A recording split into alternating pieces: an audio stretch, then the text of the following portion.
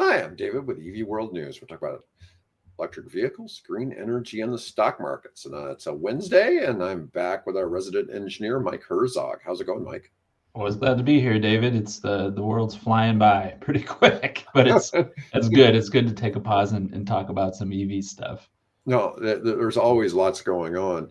So, and I talked about this a little bit yesterday, but October sales of EVs are down 6.7%. Now, when I say 6.7%, that's from 12% down to like 5.3%. I mean, it was a big drop. Now, we all expected it to fall off a cliff, right? You know, you get rid of a $7,500 incentive, and part of it was people were racing to get their deals closed in the prior month. 100%. And you and I have been talking about this for months now. I mean, it's what we expect. There has to be an impact from it. But now what happens? Does that number start to creep back up? Or are we going to see that bounce back over the next couple of months?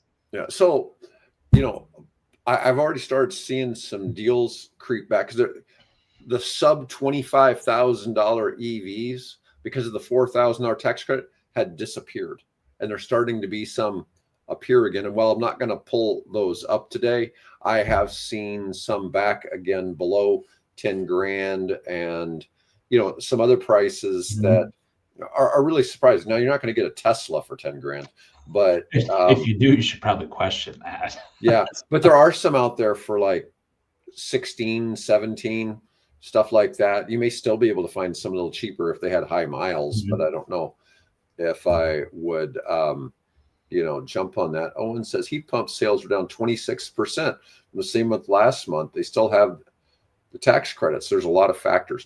Well, there's some things that were going on this year in a lot of the contracting spaces that were smaller. There was some trends in like apartment construction and subdivision where, there's definitely been a slowdown in real estate. And so I think some of that is probably tied to that, because I've been reviewing numbers of companies for sale, and I see where they all kind of took this hit in the last 12 months. But I've also seen that if we're looking at just like the last couple of months of revenue in that space, their numbers are picking up. So it's, so I don't know. I wouldn't call it seasonal, because it was definitely about a 1 year span there. And it's kind of like, I bet the heat pump sales are picking up again, but who knows? They may not be. 26%, that's a lot. That's a big drop. That's significant. Yeah. Especially since those have been, creeping up for a long, long time. With the incentives and everything like that. I don't know if it's just broader construction environment or broader development environment or something. Well, interest rates had gone up, right? And as interest rates go up, it reduces your property values. So if I don't know how closely you monitor your house for property values, but they've been sliding backwards for the last year. Okay. So whereas you've been seeing significant spikes every few months, even here in Nebraska, they've slid backwards for the past year, depending on the price range. There's still, if you're really on the, if you have a basic 3-bedroom house that was built in the 1950s or something like that, those ones still have pretty good value because, they're on the lower end and they're not sliding back the same way. But if you're in a different new spot, construction, bigger, something built in the 2000s, it's different. But anyways, I wanted to show something because hybrid sales have still been red hot as they weren't affected by the subsidy. Toyota, Honda, Ford, and Hyundai-Kia are benefiting the most from hybrid sales. But I saw a suggestion of one of the things, if you are in the market for an EV, to make sure to you have a Costco executive membership. And I was going to show some of this because Costco has some like Costco only incentives on top of manufacturer incentives for EVs. Costco. Yeah. Wow. So look at this. It's basically Volvo and GM.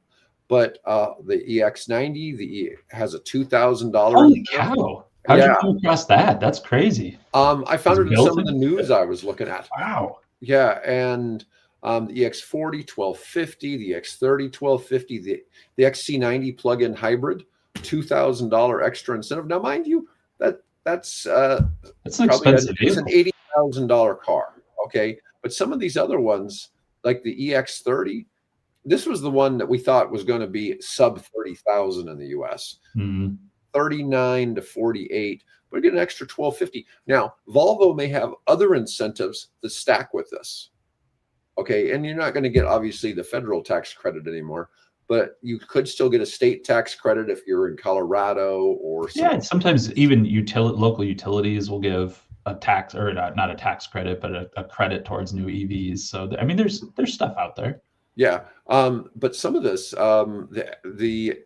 here's another plug-in hybrid with a $2,000 incentive on a Volvo, and then we get to the GM stuff, the Silverado, the Blazer, the Equinox, all 1250, Sierra, Hummer EV, Hummer pickup, 1250, Cadillac Escalade. I'm glad it's available to the Escalade, but that's not going to make a dent. Yeah, 130 to 150. Yeah, that's not even 1%. Yeah.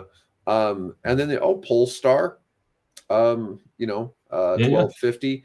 Chevy Bright Drop vans, 3,000. Now that's interesting. The vans, that's interesting to see. Yeah.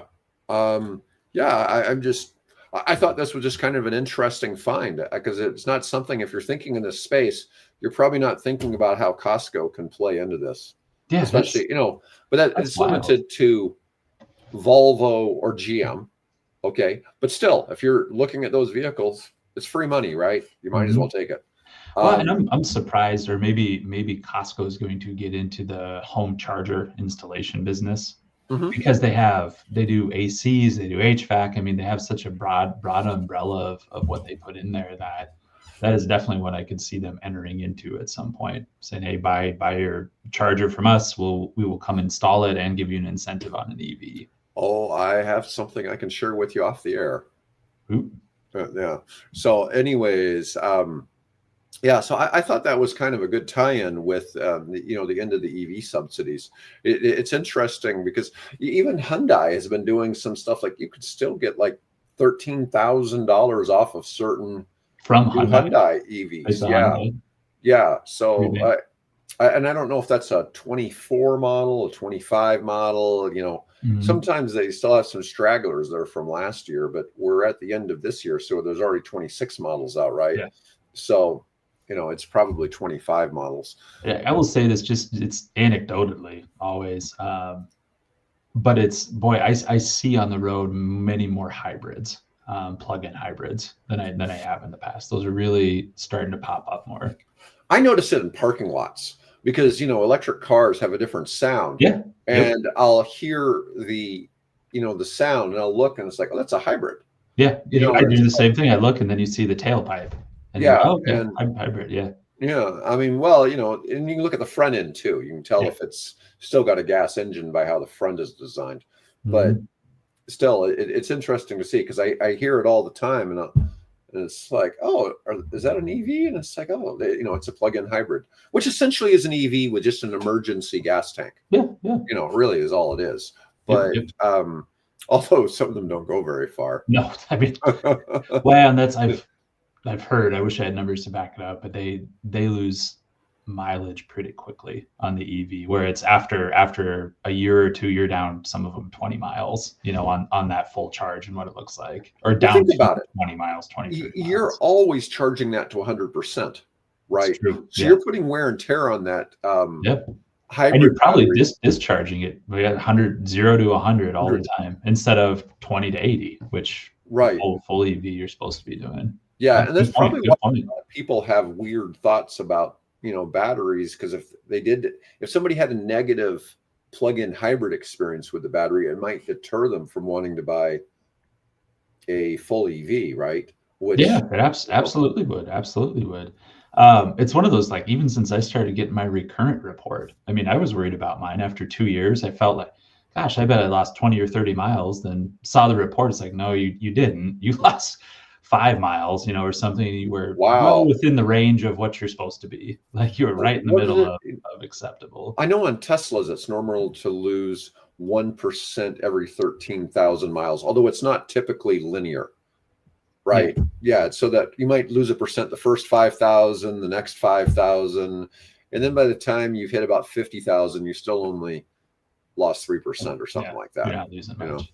But all right. So because of the falling off the cliff in EV sales, GM's laying off 1,200 workers in Detroit, 550 in Ohio, plus temporary layoffs of 850 in Ohio, 710 in Tennessee at Ultium battery plants.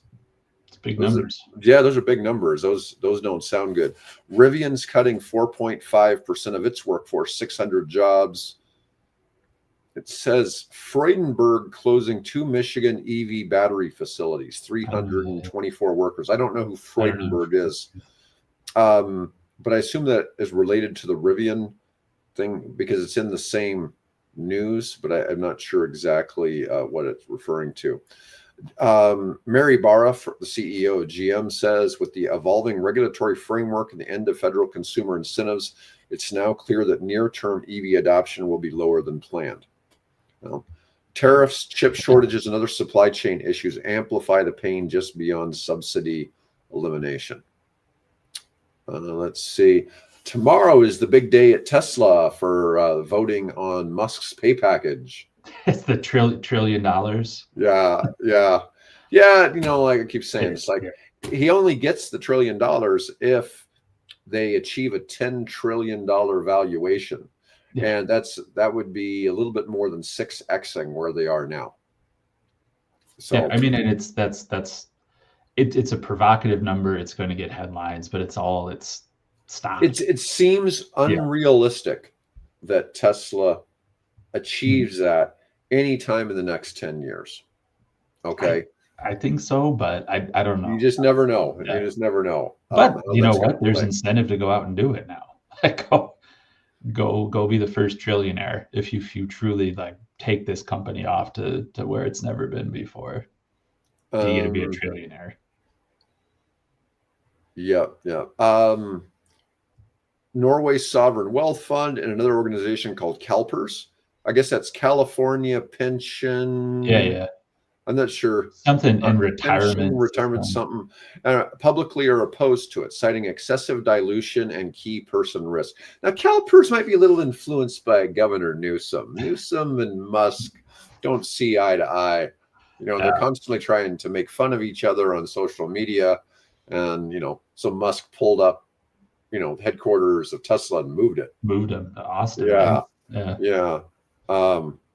Let's see. The package would require Tesla to reach an 8.5 trillion market cap, so which is still 6 times its current for maximum payout.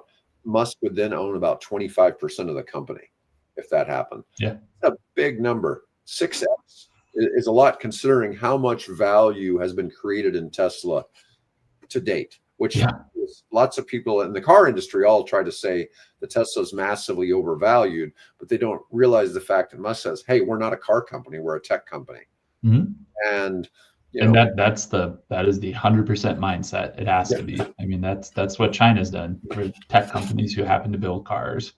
Yeah, and that's the rub, right? It's different. You know, we look at how Chinese cell phone manufacturers jumped into car making like it was no big deal. Yeah. You know, it's like, could you imagine that in the United States? Well, Apple. We thought Apple was going to do it. They just backed out not that long ago, a couple of years ago or something.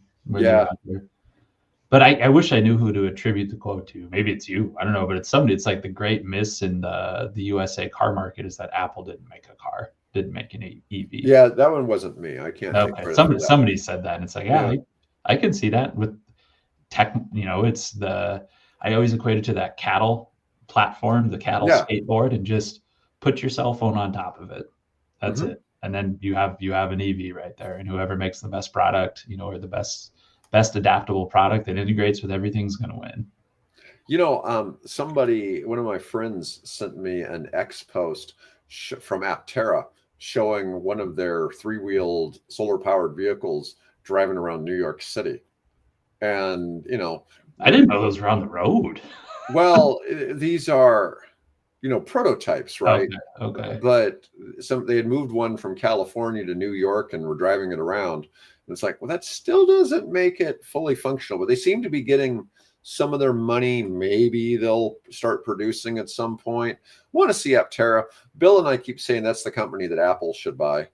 And then I get people all the time, oh, Apple or Aptera is going to make it. It's like, yeah, we want to see it. Look, trust me. I'm not trying to knock Aptera. They've got something unique that, you look at, it's going to be, they're definitely going to get more than 5 miles per kilowatt. Plus it's solar powered. If you may only have to charge that thing like once or twice a year, because it has a 400-mile battery based on the fact that it's a light 2-passenger, 3-wheel, inner city vehicle. This is an inner city vehicle to get around. Well, yeah, but you have to have a place you can park it in the sunshine. That's true. Yeah, so it's a challenging thing in that aspect, right? Yeah. But imagine, you live in Arizona, California. I mean, it's like Florida, international, like Caribbean islands, places like that. Good Lord, yeah, that's be sitting in the sunshine all the time. In fact, in the Caribbean, it might get so it's supposed to be able to charge 40 miles a day.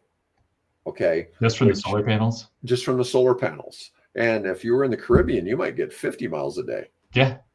But you'd have nowhere to drive, right? If you're in the Caribbean, you're just drive back and forth, circles on the island, right? Yeah. Or if you're in Hawaii, you could drive around the island. Big circles around the highway. Let's see. Oh, so Tesla rolls out full self-driving version 14.1.5 on the Cybertruck. Apparently, this is a major update. It brings the first major FSD update in a year for Tesla. But this is new version includes enhanced capabilities and features previously unavailable on the Cybertruck. Let me see. Insurance company Lemonade is so impressed with FSD quality, they're considering offering free auto insurance for FSD users. Not sure exactly what that entails. And I don't know who Lemonade is, but Yeah, I don't know about that one. I get it. It follows concept. Hey, the machine's smarter than the person driver, but free. Yeah. And if you're not sure what to get your friend for Christmas, Tesla is launching an ability to gift full self-driving subscriptions just in time for the holidays. I only know one person that has one, so.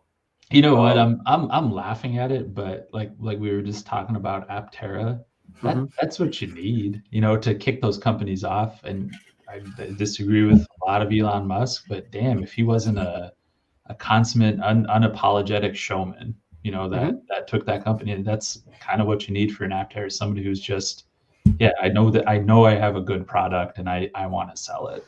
And now seeing that, like, give somebody full self-driving. Cool. Not bad. Go ahead. I think I'm better than Musk at knowing what not to say and what not to do in some cases, but I'm not going to ever try to claim I'm as smart as Elon Musk. Yeah. Okay. And the guy's got brains and he executes. And people talk about stuff all the time, like, oh, he didn't invent this, he didn't invent that. Yeah, he bought Tesla, all that, but but those other guys, if Musk hadn't taken over, they wouldn't have gotten it to where it's at today. You can say whatever you want. Without Elon Musk, we don't have electric vehicles in the world the way they are today. And you just can't take that away. 100%. Like I said, I disagree with a lot, but if you don't have him, EVs aren't where they're at right now. Not even close. Yeah, for Musk to have gotten involved in politics the way he did, what was a huge mistake for the EV industry and for Tesla and whatever. Most of your CEOs of big companies play both parties. Okay, I'm friends with plenty of wealthy people, and most of them play both sides. They make sure that whoever wins remembers that if it's not so much the difference isn't that they're going to do something wrong for you or put money in your pocket. It's when you have a problem with government that you need help with, and you can call and the governor will take your phone call. Yep. And he'll have somebody all have make who has sure the right phone number. Do you have the right phone number? There you go. Yeah, and he'll make sure that you get your permit tomorrow that somebody else is trying to make you wait months for. Okay, that's where that influence helps that the rest of us don't get. Okay, it's that easy access to government that's supposed to be helping us. That's where the money really comes in. I mean, you know, I'm all for using the Nancy Pelosi stock tracker, you know, to help massively improve your personal gains in the stock market, because obviously she's outperformed Warren Buffett for years. Yeah. Oh no, I mean, that is one of those cases where no matter what party you're on, if there's smoke, there's fire there. There's 100% fire. Yeah, but you know, you know, most of the lobbying and all that, it's basically just to get access to government. It's not exactly the way, you know, people think that everybody's benefiting from all the insider info or whatever. There's some truth to that when you see trends. Okay, you see trends happening. It's just like I talk about with EVs. I probably wouldn't do this show if I didn't see that it's obvious that EVs are going to take over. Yep. Okay, it's obvious to us, even though all kinds of people, you know, are going to have to be dragged kicking and screaming into the electric vehicle universe, that, you know, there'll be gas cars forever, and that maybe there will.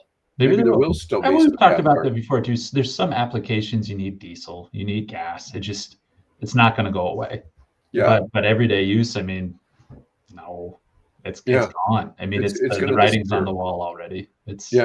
But it's interesting, you know, kind of to see trends, and, you know, by being privy to more information than everybody else, you start really seeing stuff. And it's just like the whole thing with getting involved in the nuclear industry. I thought it was a black hole, and all of a sudden it's like, oh my God, this is happening. This is happening. Most people don't know this, you know, what's going on in the space. And we announced yesterday that Illinois has ended a 30-year nuclear moratorium. Now New York State is seeking 1 gigawatt of advanced reactors. Wow. The New York Power Authority just issued RFIs seeking communities and developers for at least 1 gigawatt of advanced nuclear capacity upstate, targeting construction start by 2033. Now, 2033 they could be thinking they're going to get a regular, you know, old style reactor. Big old cooling towers, traditional plant. Yeah. But I believe you could put SMR in there, you know, and put in 4 300s for a lot cheaper than you could go in and do the other. Although I look at the numbers they're doing in Canada for that one Westinghouse project they're doing with the Ontario government, where they're talking about $20 billion for 4 300 megawatts. So those are still light water reactors or whatever they are. They're Gen 3 reactors or Gen 3 plus. They're still super safe. They're just not the same tech as it's still not Gen 4, because you still have the issue with the water can still have radiation. It's still irradiated. It's still got to go somewhere. You still have, yeah. So I mean, that's one of the key things for it. Now, did I tell you I've been looking at this other type of reactor that's classified as a Gen 4 that uses water, but the idea is it's a mix of the Canadian CANDU reactor with a Gen 4 reactor, so you can still produce tritium. So you have to have the CANDU style reactors with the heavy water or whatever to be able to produce tritium. And you have to have tritium to power fusion. Yeah. So the fusion reactors require it. So my thought was, I think it's called an SCWR reactor. And anyways, there's all kinds of information. It's listed as a safe 4th gen reactor, but it still uses water. But the idea there is that you could use it to replicate the CANDU effect, because the CANDUs are 2nd and 3rd generation, because there's 19 of those around Canada. Anyways, you know, as a way to produce tritium fuel. Yeah, because tritium. That's kind of a cool concept. Yeah, I mean, tritium currently goes for $30,000 to $50,000 a gram. Okay, and I'm thinking that when tritium or when fusion becomes the real deal, it's going to at least be 10 times that, maybe more like $500,000 a gram. Yeah, when it has a use. Well, it's being used now for testing, and there's all yeah. But I mean, the mass market, like this is supply chain. All of a sudden, the supply chain comes up. But anyways, so BYD posts second consecutive monthly sales drop despite record October volume. Now this is kind of wild. So this kind of goes back to what Owen was saying in the chat. So for some reason, BYD, which doesn't sell in the United States, so clearly isn't affected by U.S. politics. They actually had in October, they sold 441,000 vehicles, the highest monthly total for the year, but down 12% year over year. Year over year. Yeah. Second consecutive month of year over year sales decline signals cooling. This is for all of China. Have cooling in China's EV market despite BYD's dominance. BYD cut their sales target for 25 from 5.5 million to 4.6 million units amid market saturation returns. 4.6 million. Now, that's a combo of electric and plug-in hybrids. But I think almost 4 million of that 4.6 is full EV. Yeah. And the other 600,000 are plug-in hybrids. Yeah, that's crazy. So I'm trying to think back of all of these. In 12 months ago, October, just a spike in a month. And it was right before the election. So I wonder if people were front loading or the markets were going gangbusters before the election, anticipating a contraction. I don't know. But if we're starting to see a trend across all of these industries, like maybe was last October just through the roof. And so year over year, when you're looking back on that, you're not going to compete with that. Now, still with that decline, BYD remains the global EV sales leader in 25 with a 15.7% world market share. Wow. Yeah. But still, you look at that. That means that if they sold 4 million EVs, that means there's about 25 million EVs sold worldwide.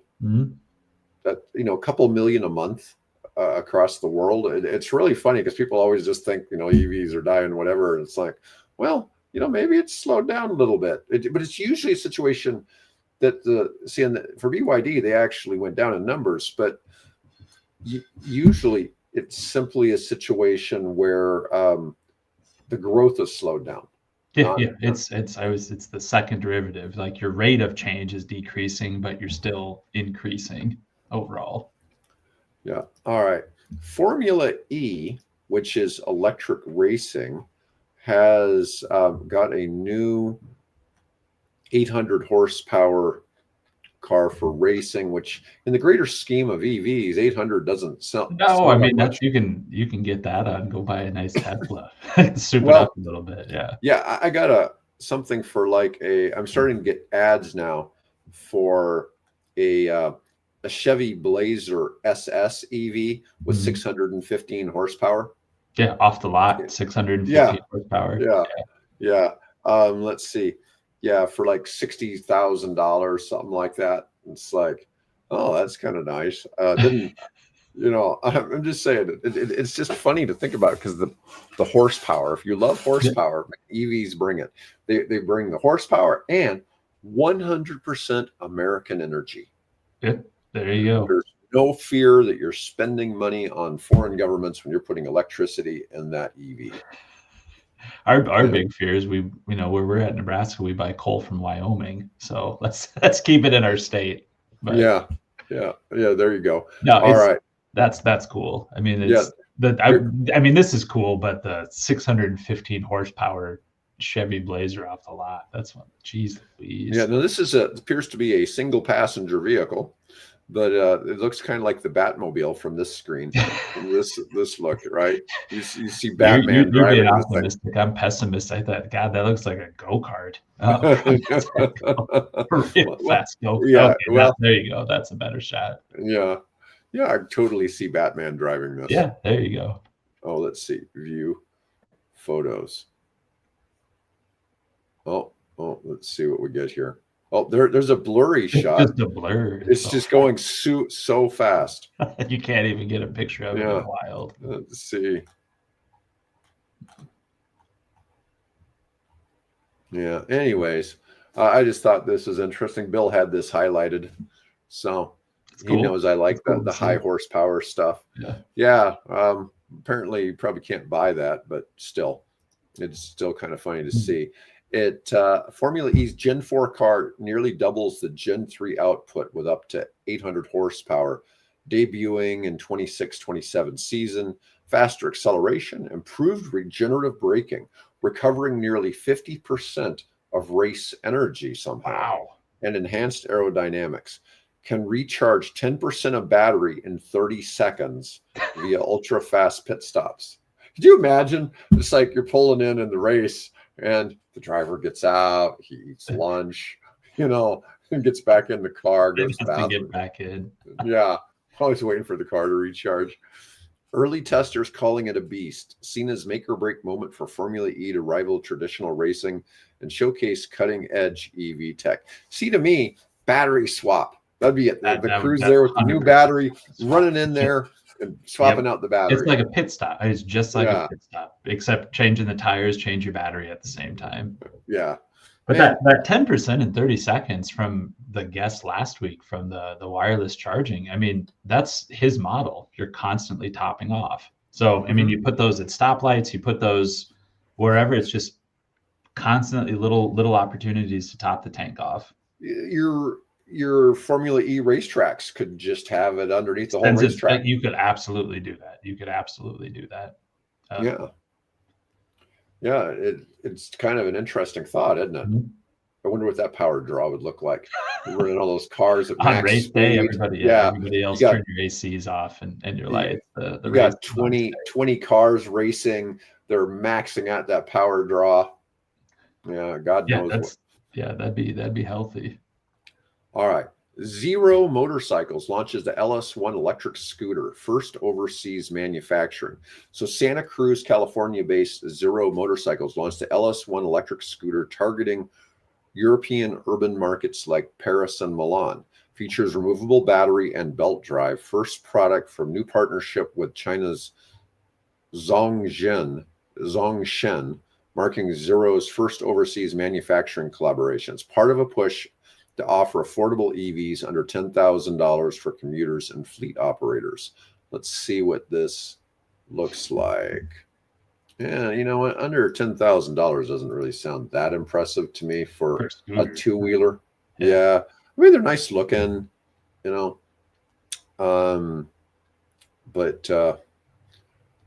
still, I'm sure that's pretty nice. The thing is, people always need cheaper ways to get around. The only thing is that this isn't practical for Nebraska, right? It's practical for a lot of the world. I've got this guy that's got an enclosed three-wheel vehicle that looks promising to me, and he just can't seem to get funded. Mm-hmm. The overhead trolley lines for freight, they're doing that some in Europe. But I think they're doing it for buses. I'm not sure that it's for freight, but I've seen some of that where they're trying to just have you going along and touching the lines as you're going down the highway. And it was one of those things where you could drive the vehicle on or off that highway and I guess deploy something. Oh, gotcha. So you didn't have to rely on it, but it's when it was available. You could be charging as you're going down the road. Yeah, so there has been some work on that in Europe, not in the United States. I'm not in love with that idea. I still think, you'll hear me say this plenty of times. I think battery swap for big trucks is the ultimate solution. Mm-hmm. That way the batteries are constantly charging. You're not waiting for it to charge. To me, it just makes a lot of sense. It just makes more sense. It's fixed. You have fixed routes. You know where you're going. You know what you're doing.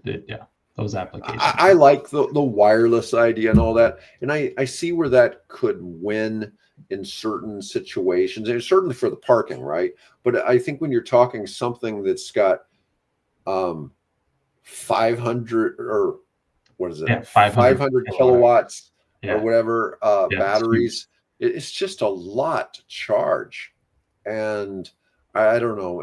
It's a lot of power draw, but you're going to have the power draw regardless on the battery thing. You're pulling the same amount. It's just, can you spread it out? Can you? Yeah. And how do you change some of that? And it could be a combo too. It could be there's an optimization algorithm in there somewhere where, yeah, that last 100 kilowatts we have to swap out. It just doesn't make sense for us to charge it. But the first 100 or first 200, sure, like slow charge it, put it, do whatever. But those last bits, you have to swap.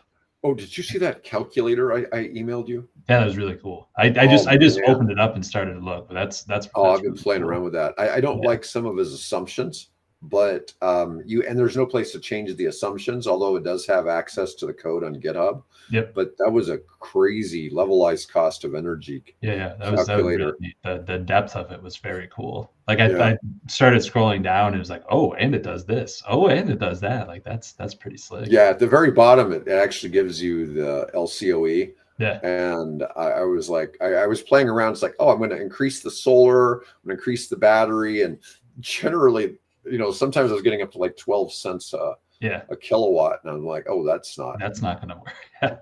Yeah, but that was designed as basically doing off-grid AI data centers. Was how you could supply, but it was a combination of gas turbines, solar, and battery storage. Yeah, and so you could keep it running 24 hours a day off grid. Yeah, and it's cool. It's really cool. I'm gonna play around with that later. Yeah, I figured that'd be useful to you. Yeah. Anyways, I need to get that on my phone. Oh, quick! Wait, let's do a quick LCOE calculation here. Quick calc on that. See how that looks. Yeah. But anyways. Hey David, I do have to take off. It's a little bit afternoon here, but I gotta head out of town for a sales meeting. But yeah, we've covered all of our important topics. If you want to go ahead and drop off, I'll finish. You got a couple more. All right. Thanks everybody. Yeah. Have a great day. Thanks, Mike. See you later. I'll see you tomorrow morning. Thank you. Okay. All right. See you. All right. So anyways, next topic I've got here. I'll continue just a couple more minutes, Owen. U.S. public support for nuclear hits 58% despite or amid clean energy push. 21% of Americans are strongly supportive of nuclear. What's unique is this is probably one of the only things that Democrats and Republicans seem to agree on in the U.S. government is the need for nuclear power. Driven by AI data center electricity demands and need for reliable, clean baseload power. Obviously, tech companies like Microsoft or Google are investing heavily in nuclear to meet climate goals while securing dedicated power supplies. Raising equity questions. Wealthy firms securing clean power where broader grid decarbonization lags, creating a two-tiered energy system. And I'm not sure I agree with the idea of it being a two-tiered energy system, because one of the things is the AI has so much demand for power. And these companies are paying to have these facilities opened up with nuclear. They're putting money into the research and development. They should benefit from it. And it's not making your energy costs as a consumer go up, although the AI data centers will. I don't know how like Virginia's elections played out yesterday, but that was what the biggest topic between the two parties. They had 100 people running for re-election for the Virginia Commonwealth House of Representatives. I'm not sure exactly what they call it, but anyways, that was one of the big topics: clean energy versus oil. Because Virginia has 15% of the world's data centers, or world's data center power usage is in Virginia alone. Anyways, all right, folks. Well, that was my last article. Anyways. Appreciate everybody watching. Great numbers today. The Dems won big in Virginia. I know they won the governor. I didn't know about the rest of it. So anyways, we'll see. If the Dems won, that may help me out on something else, which might be beneficial. Anyways, all right. Well, guys, thanks again for watching. There'll be no show Friday this week. I'll be back on. I'll be in Arizona. Oh, and you're in Arizona. I'm going to be in Arizona for the weekend. Anyways, we'll be back with Bill on Tuesday. Anyways, everybody have a great day, and thanks again for watching.